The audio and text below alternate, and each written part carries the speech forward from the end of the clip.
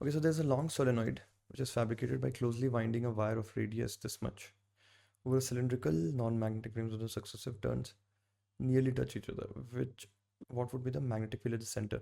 So it's a direct formula based question, right? The magnetic field at the center of a solenoid is defined as mu naught times n times I, if you remember, where n is the Yeah, number of turns per unit length. This is a direct formula based question, right? but I don't have n, na? That's the issue. So let's find it. Let's find it. So let's understand how to get it. Hmm. Uh, Look at it. Let's say there are n number of turns. Let's say there are n number of turns, right? Now tell me, in every single turn, the wire would be, let's say this is the wire, this is the wire. The wire would be like this, right? Yeah, And the next turn, again I'm drawing, the wire would be like this. So do you agree that every turn the thickness, which is nothing but the diameter of the wire, because this is the wire, I'm just taking a cross section. Just imagine that the wire is basically, it's a circular wire, but the wire itself has radius which has been given to us.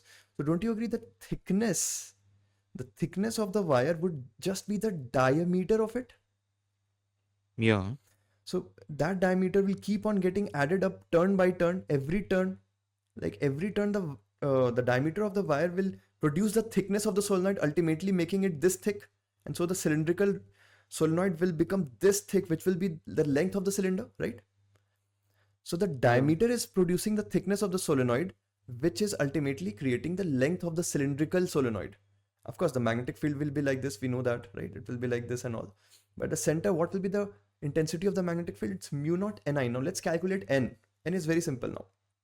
Now the total length will be how much? For N number of turns, how much will be the total length? Every turn is creating a diameter d length, right?